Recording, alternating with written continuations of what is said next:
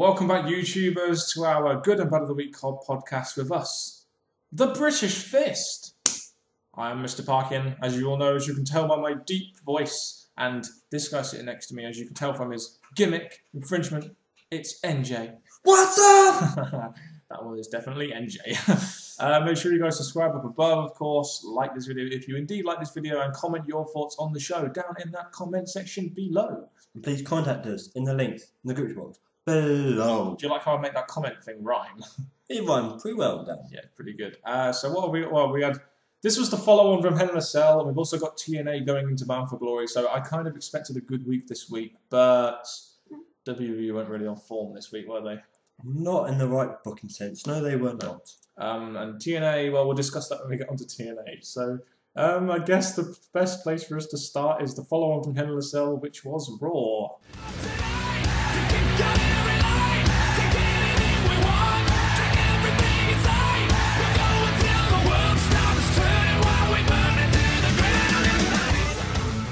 So NJ, after Hell in a Cell, after that fantastic pay-per-view, who was the first person we got on this week's Raw? In the ring with no mic or no music was Drew McIntyre. We had 5 minutes, 8 minutes. We started off with some Drew McIntyre time, baby. That was fucking fantastic, wasn't it? It was great to see him actually appearing on live TV in the ring, ready for his match. Even if it was to job to Randy Orton. I don't understand why WWE started off with Randy Orton, because he's doing great ratings on SmackDown. He's only going to bring the Raw ratings further up than they are before with the Triple H opening the show, I guess. Yeah, I had a bad feeling. You had a SmackDown wrestler open a Raw show when you could have. We got used to having a opening segment, but we got a match, so it's just funny because he lost at the pay-per-view and he's opening the show. I like the fact that WWE opened with matches. It's just a bit random having Orton versus Drew McIntyre, but I guess it makes Orton look strong, even if the match went on for 5.5 minutes, which is positive because at least Drew McIntyre got some decent TV time, and McIntyre actually got in some offense. But given that, he did look somewhat good. There's not a particular 1 minute that time you think Drew McIntyre could win. You don't expect that at all. But at the end of the day, you know Orton is going to win, and you know he's probably going to bury him, and he did with a second RKO after the bell. Horrible. Yeah, horrible. We at the British Fist do not like to see that. But Mark Henry came out after, and then him and Orton brawl, and security try and separate them as they do brilliantly. You know that usual FCW superstars do. Oh dear. And Orton, at the end of the day, Orton ends on top. My big question for this quickly is, why was it this way round? Why not have Mark Henry the opening match and have Orton come out? Yeah. Because it makes sense, because I thought Mark Henry's defeated Orton in his rematch. Mark Henry should be looking forward onto someone else. So yeah. I just question that. Yeah, I mean, we did end the match at Hell in a Cell with Orton beating on Mark Henry, so I guess in that sense he might want a bit of vengeance. Does that ring any bells, NJ? Vengeance, a pay-per-view which is coming up in 3 weeks' time, which WWE need to build for, which they didn't do in this show. Yeah, but when we get on SmackDown, these two are not wrestling each other. No, thank God. So we got in our next segment we got Mark Henry versus I can't say it. I can't say it. Joke Morrison. Joke Morrison. That's what he's become now, yes. What has happened with John Morrison? Firstly, he gets an Intercontinental Championship shot, and now he's just jobbing again to Mark Henry. And after Orton has just come out on top, I guess it was nice to see Henry being dominant, even though he was made to look weak in the last segment. That's true, but with Morrison, he's gone to both mid-cards, the US, he had that shot, the Intercontinental, and then he lost both of them. So what the best thing to do but lose to someone that's much higher than mid-cards, the World Heavyweight Championship, Mark Henry. It's just funny because earlier in the year, everyone wanted him to be in the main event at WrestleMania, and now he's just buried. Fucking hell, I used to like John Morrison. But yeah, because he is a great performer in the ring, but since he came back, they've just not booked him. So put him against Mark Henry, obvious win, obvious match. Melina, I think, is to blame there. But yes, Mark Henry wins after 2 minutes, a very angry Mark Henry. We get some hype that Big Show is going to be returning on SmackDown. SmackDown, not Raw, but SmackDown. Advertising for SmackDown, which is good for the A show, I guess. At this moment in time, yes. Yes, because who knows? By the end of this week, Raw may not even be the A show anymore. But we'll get on to that later. Next, we had a promo segment involving Christian, Cody Rhodes, Dolph Ziggler, Jack Swagger, and David Otunga, and Alberto Del Rio, your WWE champion. First point I would say here is, is this the way you're going to introduce your new WWE champion to the masses? You're going to put him in a segment with 5 other people so he can't stand out? The second point I want to make to this, where you go at that point, is this should have been the opener. Yes, because at least what it did was hype up for what was essentially the main event match. And it also actually did its job of hyping up the main event as well, because it was going to be with Triple H. True, and also gave hype for each one of these. They all got mic time, Yes. they all had their time on mic to give their character a boost of some sort towards the whole Triple H thing. David Otunga in a bow tie. Oh, yes. There were so many points during this war we were just laughing, and this was one of them. David Otunga grabs the mic and he's just like, no one reacts to him, and he's wearing a bow tie and he's got a fucking degree from Harvard. No one gives a shit. No, I give all thanks to King for this. It was the King who actually said that you've got this degree, use it. And I'm like, oh, for flip's sake, thanks, Jerry. It's just if he wasn't married to Jennifer Hudson, the whole David Otunga character would never exist. So I blame Jennifer Hudson, but there we go. Yeah. Triple H comes out and tells them not to whine and they should prove themselves in the match which we're going to be in later, which is that fucking 12-man tag. We'll go on to that when it comes to it, because we had some major problems with this one, didn't we? Quite a lot of points by it, yes. It was a decent segment, but it should have opened the show, shouldn't it? The way it was done and the way who they had in that pack of wrestlers, it should have been the opener. Yes. And this next segment is a segment of where have we seen this all before? The answer being last Raw, last Raw, last Raw, last pay-per-view, last Raw, last Raw. Kelly and Eve Torres versus Beth Phoenix and Natalia. No. How many times have we seen this now? How much variation did WWE actually get out of this feud? Because this whole thing was Kelly going mental on Beth Phoenix. and you sound like a shut up. You sound like a donkey or something. What the fuck's going on there? Yeah, I was trying to be Kelly because she sounded real. Kelly, yeah. You're not the human Kelly position. That's but anyway. And it's like, it really answers the question, like, just the Divas of Doom, Beth Phoenix has just won the championship at Hell in a Cell, and she reinforced that whole Divas of Doom dominant heel thing with Beth Phoenix getting beaten up by Kelly. Yeah, Natalia came to the rescue, then Eve Torres stopped, and I just thought, you could take so much away from the Doom part and just even was pointless Divas now. Yeah, I know, so it wasn't really the best of segments. This should have been done on Natalia, not on Beth Phoenix, if they were going to further this feud. It would have been good, but of course this is Kelly getting a payback from the pay-per-view, but still I don't like it. And now on to our next segment, which was basically...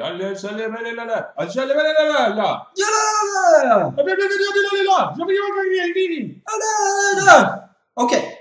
Santino versus Jinder Mahal. Santino's back! Who the fuck booked this? This was Santino's return, and it was funny, but it was filler. And one word, Cobra! Ow, One, two, because the Cobra is such a realistic finisher, my god. We get some footage of Hell in a Cell, which was nice. If you paid for it, I'm guessing you're thinking, oh, I could have seen it on Raw. And we get that whole Miz and Truth video apology, which I thought is kind of adding to the way this storyline is going, even though I don't like it that much. There is one problem I had with their apology video. It was on YouTube? No, We weren't on the featured? right-hand side, you see videos, and there was no British fist. Thanks for that. Thanks for that, YouTube. Thanks for that.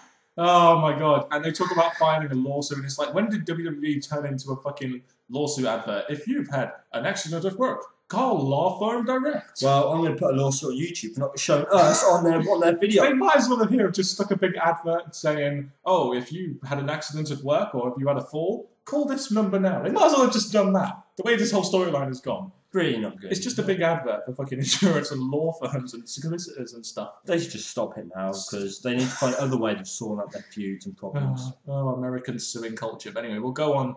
For our main event, we had a 12-man tag team match, which lasted 27 minutes. What did we think of this? Again, there was entertainment spots in it. Yes. No matter rule. It was alright. I didn't have too many problems with the match. It's just that we weren't really looking forward to it too much because it didn't seem to make too much sense, and no one stands out. No, because it was combining all the matches we could have had tonight in one match. Should have done it in 3 or 4 separate segments. It would have been the idea. Yes. Cody Rhodes, Ziggler, Alberto Del Rio, have them have their own segments and make them stand out. Yeah, but the only point I'm going to say with this is that there were short periods of time in this match where they did show continuous or movement of something. Yeah, like Swagger, Dolph, and Mason Ryan was seen a little bit there. I'm not sure if they're going to actually do that now that we see that Dolph and Swagger are actually still going after the tag titles. But No, but whatever. yeah, so it's just seemed like WWE put all their eggs in one basket, really, didn't it? And just like, oh, let's see, this should be entertaining. When really, to us hardcore fans, it's not really that entertaining. But for casual fans, it may be, not for us. That's very true. And the other thing that blown this match is that when it comes to the end, again, they had all this cluster all over the option, and they gave the wrong person to be pinned.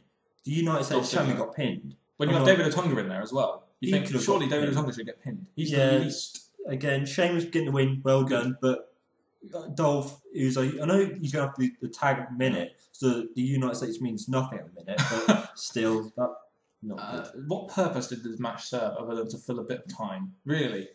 Didn't serve any purpose at all, did it? They got to take you in 3 weeks. Come on, WWE, this is ridiculous. And at least, if Sheamus getting the win here shows that WWE are probably going to go all out with him, so we're probably going to see him in the future as this massive Batista-like babyface. That's the only positive I can see out the ending, yeah. And what about the main event? Ooh, Triple H addressing the WWE locker room, talking about you have all these guys come out there and talk about the unsafe working environment, and they don't have they don't think Triple H is very good at his job, and the whole thing is to gear a vote of no confidence to Triple H. Yeah, there was many, there's like Beth, there was Mike Cody, there was Wade Barrett, and Lawler returned and had his say. And of course, most people are going to listen to Lawler because obviously how big he is in the wrestling business. But yeah, it was just all that sad. It's basically questioning Triple H's leadership, and they give a vote of no confidence, and the night ends with everyone just walking out. And, everyone. Literally everyone, even the cameramen were walking out, and it just dragged on. It did. You have Laurinaitis Knight is just on the ramp shaking his head, and again, it's all going to lead to something, I'm pretty sure, next week, but again, it dragged on. And this whole storyline, it kind of really questions, like, do I really believe this? Have they really done this in a way which I can really believe? Because I don't think they have. And that's why I don't like the storyline, because you've got, in the wrestling business, you've got feuds, wrestling, people hating each other, and then you've got people moaning about the working conditions. It's like, come on, really? It's all giving Triple H this babyface push and that, but again, they've done it in a really horrible way that's left not good feelings to the shows. Yes, it has. Wow, so that was Raw. That was Raw. Not a very good show, was it? Not a very good show. Very entertaining. Not very entertaining. No, so shall we move on to a show? Let's move on to a show. Usually we don't expect too much from, but might be our best shot this week. TNA, brother!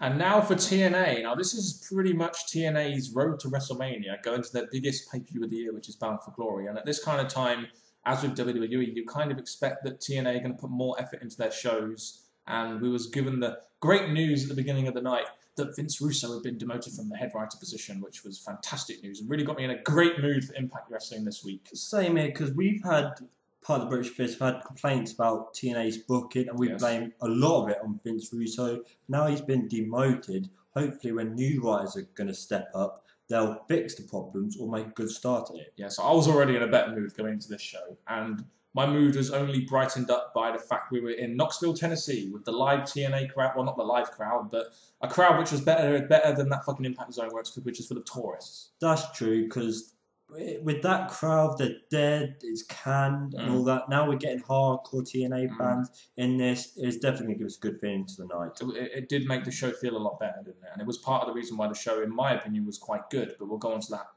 Has to be gone, yeah. We opened up the show with Beer Money. Beer money! Beer money! Sigh about your damn luck. Yeah, that's good. They come out and talk about their match is going to be in their semi-main event slots. Semi, yeah. Woo! And talks about they basically talk about their match later and how it would be difficult for Hogan to follow it. And it will be, because Hogan gets the main event as usual.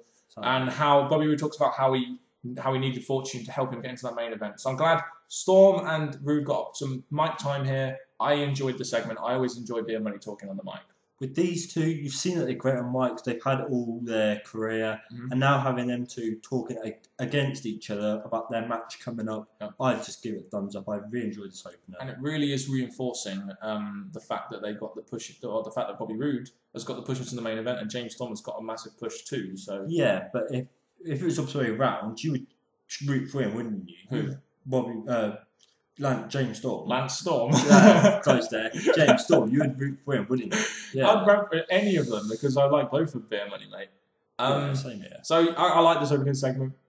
Really did. Thumbs up to it, yeah. Definitely. 2 thumbs up from me. 4 thumbs up from the British Fist. Yeah. Wow. And the cat gives 2 as well, even though I don't have one. Unlike us. We're going to that. No. Next match we had, the first match tonight we had was Kazarian versus Gunner.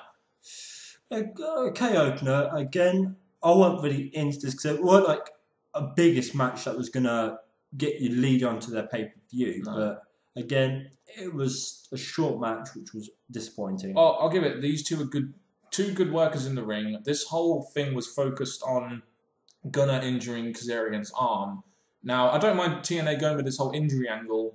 It's just that I don't feel they gave the match enough time to really warrant the fact that they made Kazarian tap out as quickly as he did in 4 minutes. Oh, that was hard to watch. Just like thinking this match could have gone on longer because them two, the match was going pretty well. I'd give it that. But then when it came to the quick finish, I thought, no. Yeah, and then Gunner gets disqualified after his post-match attack where he holds on to Kazarian for about 2 more seconds. Ugh. At least Kazarian sold the arm injury, though, I guess. And it all leads to Jarrett versus Kazarian at Bound for Glory, I'm guessing. Which we all want to see. Yeah, we all want to see that match. Not. Jeff Jarrett in another Bound for Glory fucking pay-per-view, but there we go. Anyways, it gets some more spotlight for that boy. Next we have a Mr. Anderson promo.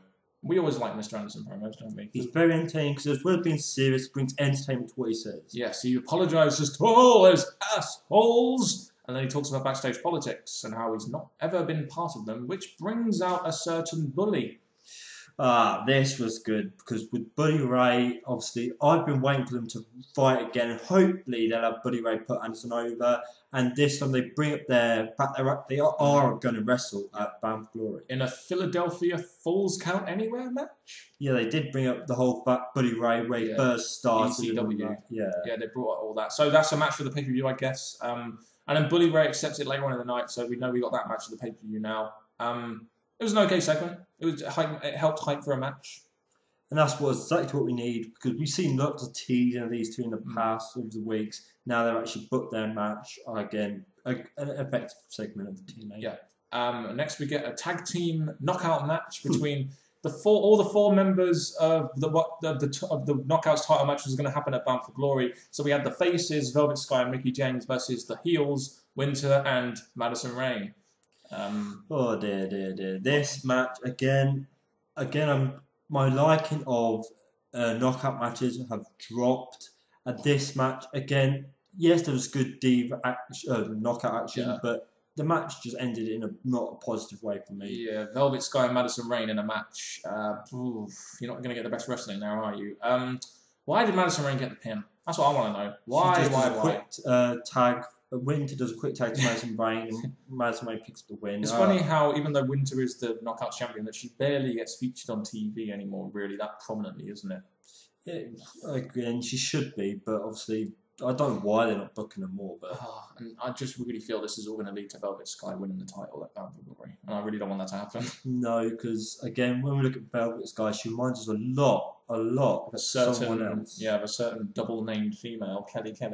Yeah, and that is just horrible because we all know, our views of Kelly, and they're the same with her now. Definitely. Even though she has improved, don't get me wrong, but it's just, don't do that, TNA, please.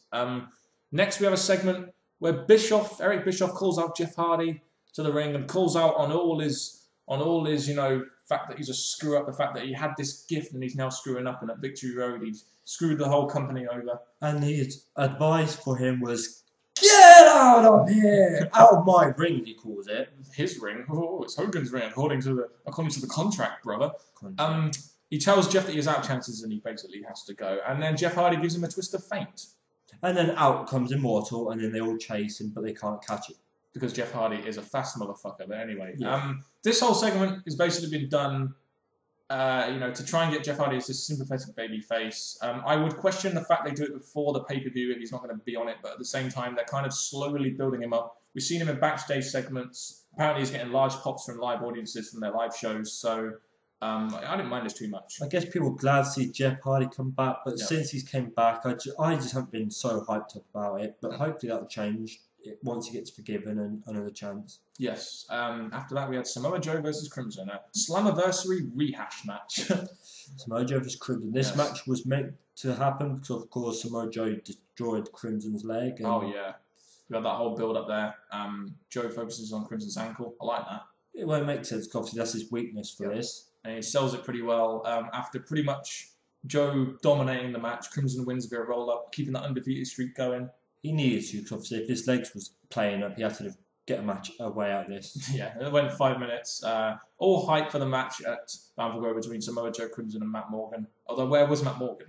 Matt Morgan, a guy I was expecting to see because he's one of my favourites, and he's a part of this feud or this match going on. So it would have been good if he came out and they all had a fight in the ring or just a stare down. So like that would be interesting. Maybe, but to be honest with you, this was before the match that I really cared about. And the match we got next was the reason why I tuned into Impact Wrestling this week. The highlight of the night was Bobby Roode versus James Storm. Yes, and they built up to this match pretty well. They had an opening segment, a couple of interview segments, and they had that great video package, reminiscent of what they did last week with Bobby Roode, really building him up as this guy that people can get behind. And he's got to win the title back for Glory now, the way they built him up. That is true, because this week and next week, they have to keep building him up as this positive guy who has a big chance to go against the gold medalist, Kurt Angle. Yeah, and of course, I really like how they're doing this whole storyline that Bobby Roode has to go through his friends to get to that sort of top stage and to get him ready. I'm really enjoying the storyline. The matches have been quite good. He's gone through them apart from one, but we won't mention him. Because he beat AJ Styles. Yeah, that's it. Bobby Roode, James Storm, what can you really say about this? They know how to work brilliant off each other because of their great grub. They said, you're my brother and all that. So they grew up nicely. They worked well together. They put on a good match here. Yeah, it was a good match. Told a great story. The match got a bit of time. It was going really good. And then Angle came out. And at that point, I was thinking, you can tell Vince Russo hadn't yet been demoted from the fucking head writer spot. No, basically, Angle gets involved to screw up the match a bit, and I just thought, Angle, really? Why can't you just left us with a clean match between two great wrestlers? I would have liked to have seen like a long, drawn-out match between these two guys, but I'd rather just Angle come out and maybe sort of like clap Bobby Roode after he wins or something. Just keep it simple like that. Simple booking sometimes just gets you way more than it does. So this match, simple booking would have been the best, but again, with the length, do you really expect a long main event from TNA after what they've been giving us? Even though the semi-main event. Yeah, this should have really gone longer because these two is a match we really wanted to see. So for them to actually go out for about 15 plus minutes, it would have been great. Yeah, and I want to say with the Angle interference, at least it sets up for something possibly down the road between Bobby Roode and James Storm, which I would actually like to see because there's not been a clean finish and stuff. So I think that might be done to set something up further down the road, but I might be wrong. It would be good to see. I'd say go with that. I like that. Yes, and then we got the main event. Hulk Hogan coming out and saying that he's going to retire. Saying that it's his final day in the wrestling business and that he woke up that morning and it was a tough decision. He got a good reaction from the crowd though, didn't he? I'll give him that. It did. You should say this, Dan. It really gets to me. Hogan's retiring. Oh, I love your sarcasm, Entry. Yeah. Yeah. Out comes Sting in his red and yellow suit. Very smart indeed. Good choice of colours. Good choice of colours. It's the suit. And basically, he comes out and shows video footage of Hogan using the retirement thing to sell merchandise. Oh dear. There's cameras everywhere. You can't be away from them. You can't go from the backstage area without getting caught on camera in TNA. And he's sitting there talking to Bischoff, and Bischoff's laughing away at it. And Sting's got him good here. Yeah, and Hogan says if Sting wants to fight him, then he's got to fight. But if Sting wins, he'll give the company back to Dixie Carter. Wow. Okay. Big bombshell there by Hulk Hogan. Well done, Hogan. This whole segment wasn't bad. I mean, I'll give it that. It drew a good reaction from the crowd. It's just that I really wish TNA would stop focusing on their old guys as if this is going to be the main event, when actually Angle and Bobby Roode is going to be their main event. They should, if they're going to treat that as the main event, have it in the main event slot. That's what I'm going to say. The horrible thing about this is that Hogan is not going to stop being in the main event, and it's going to push the other guys who deserve the main event back to the semi, if they call it. The semi-main event slot, as James Storm so poignantly put it. So yeah, that was TNA. That's our thoughts on TNA. I guess we'll give our overall thoughts on the week in the last segment, which is going to be after this one, which is SmackDown. Yeah, there.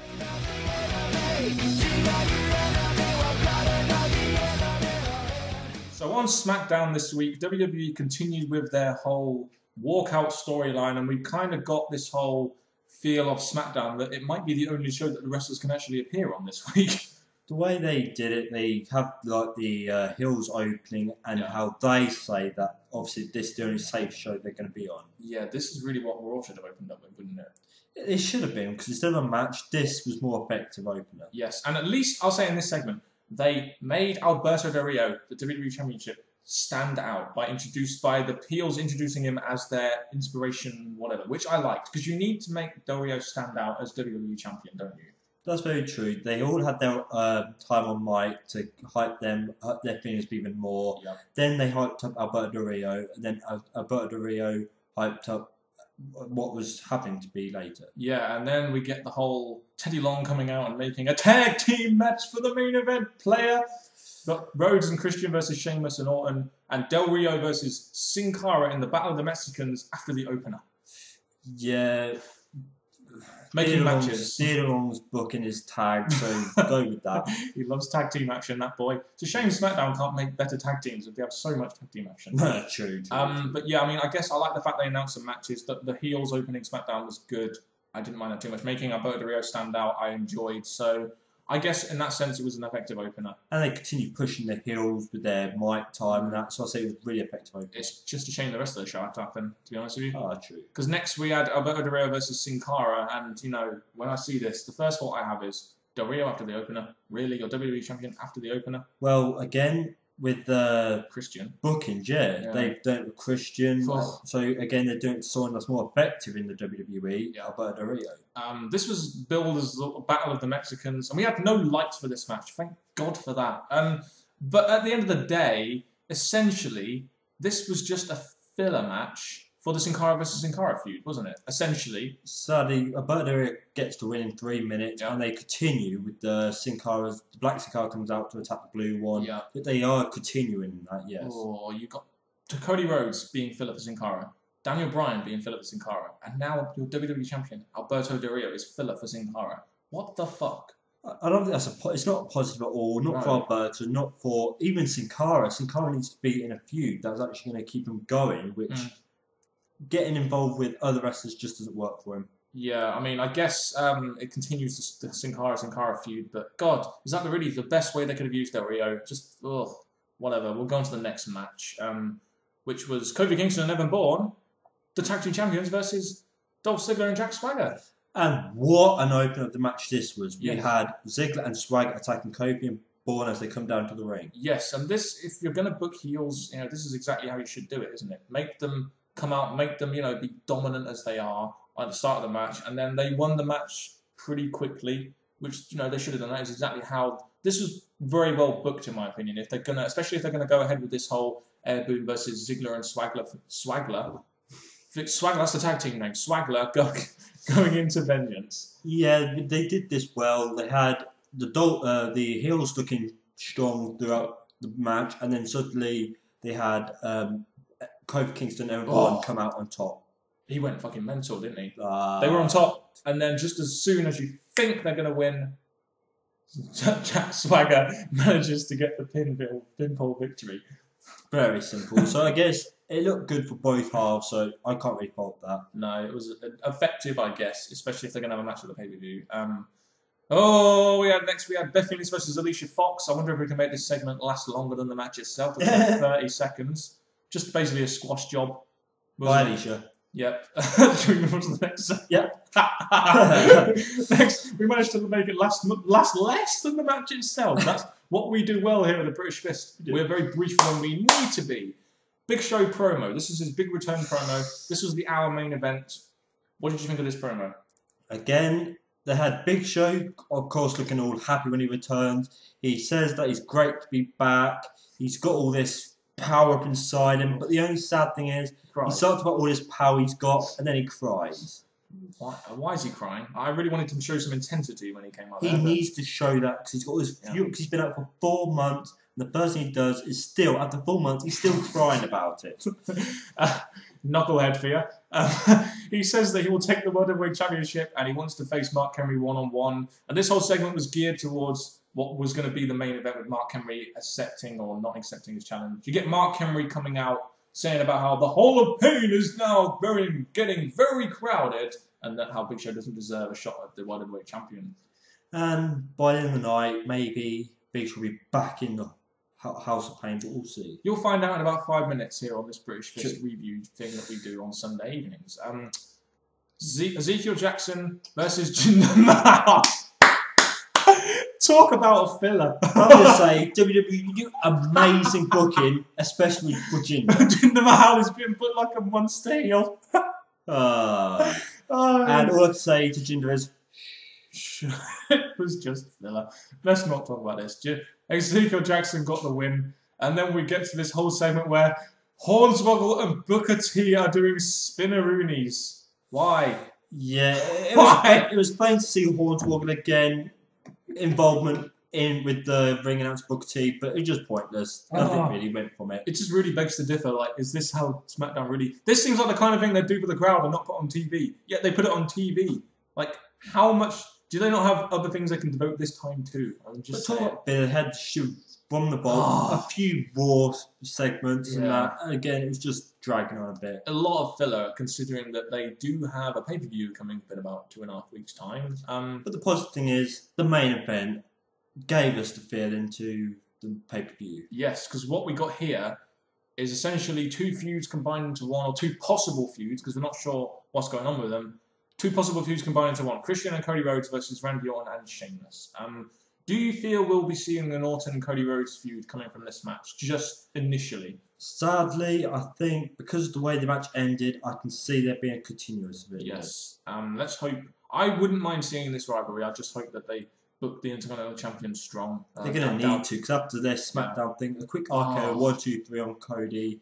Again, it just was horrible to watch. It wasn't even that good of a match. I mean, it was just bleh, wasn't it? It had the faces too strong, in my opinion. The heels quickly losing. What do you expect with Randy Orton on the team, eh? Sadly, yes. But again, I will say this: they had Orton saying that he needs to step down, or go against, work his way back up. So I give him that, which is what he needs to do, really. With Cody, can't always be at the top. You need to be you need to work your way up at some point, which is why I think he might go against Cody Rhodes. That would be good for Orton and Cody, yes. Definitely would. It would be an interesting rivalry. I'll give it that, considering its history and legacy. That moves us swiftly onto the main event of the evening.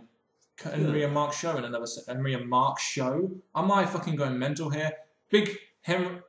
You've got a bit of the whole build-up of tag teams going on here, but basically we have Mark Henry in the ring, and to cut this short, no Big Show. Mark Henry doesn't want to give Big Show his championship challenge, but Big Show comes running out because he's a good runner, that boy. He's a big athlete. He runs good. He runs pretty well for a big man, doesn't he? He does indeed. Yes. And he goes straight in. They attack each other, but not for long because down comes their world's strongest security. The world's strongest security. That's what they are. Yes. The world's strongest security, unfortunately, cannot withhold Big Show from Mark Henry, and Big Show beats on all the security guards while Mark Henry standing outside like, oh, I could go now, but I'm going to stay here because Big Show's taking way too long. And after doing these choke slams, strongest punch, he goes straight after Mark Henry. Yes, and he puts him through an announcer's table. Yeah, to cut a long story short, and he stops himself from stamping on his ankle because out comes Theodore Long and gives him his match. Yes, gives him his title match. So it looks like WWE are going to go with the Big Show versus Mark Henry match. I can't say that's disappointing because obviously it's more filler for maybe the Sheamus thing later on. So I'll say it was effective and good. I totally agree with you there. If they've started off quite well here. They've given him the match that he wants at Vengeance. Like you said, it's good filler going in, especially if you're going to do especially if you're going to put the title on Sheamus at some point. So this is kind of what WWE needs to fill the time to really start developing Sheamus. Well, to continue developing Sheamus, as well as maybe some other interesting feuds like Cody Rhodes and Randy Orton.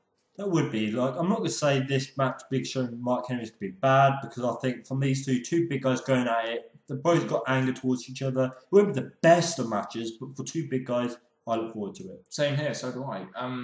Big Show's return, SmackDown this week, considering everything we've said here, wasn't that good.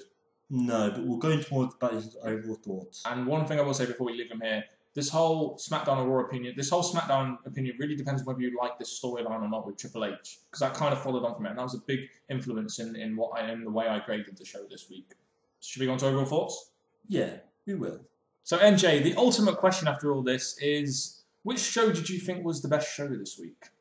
Again, SmackDown beat Raw, but TNA had more of the feeling of good matches and better feeling to it. And do you think this is because they're going into their biggest pay-per-view of the year? Because I feel that way. I think they're putting a lot of pressure on making it entertaining before their pay-per-view, yes. Yes, I have to agree with you here. TNA, to me, was the better show. I just think they've got something really interesting in there in Bobby Roode, and I really want to tune into that every week. The Hogan thing was somewhat interesting and was another way to get you to watch the show. Whereas I think Raw was very much filler. Because Raw is the show that was looking most forward to. As straight as Hell in a Cell finished, right, I'm looking forward to Raw. Yep. But then Raw had to drag 12-man tag. Got a big spoil and they just ruined it. Yeah, and SmackDown really, it followed on from the storyline okay, but it's just that if you like me and NJ, we don't really like this storyline too much. I mean, I don't know your opinions on it, but I don't really like the storyline too much. The storyline, it was going okay, but I think the WWE are coming up with too many ideas in a short period of time. Instead of spacing it out over months, they're doing it all in one go. I definitely agree. They do seem like they're kind of rushing a lot of this, isn't it, for ratings purposes. And now, again, they're going to build up to Survivor Series. I think that's what they're doing now. Yeah. But again, it's affecting their shows big time, and our opinions. So, Raw and SmackDown weren't very good this week, but TNA was relatively good. I believe I graded it B-, you graded it a C? C+, sorry. Yeah, so very similar.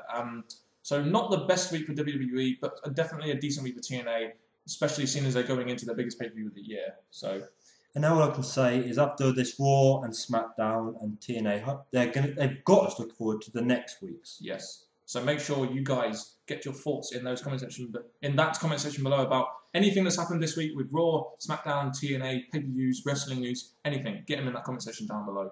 And that has been it from this guy who you can't see because we're doing a podcast, Mr. Parkin, and this other guy you can't see, NJ, and goodbye.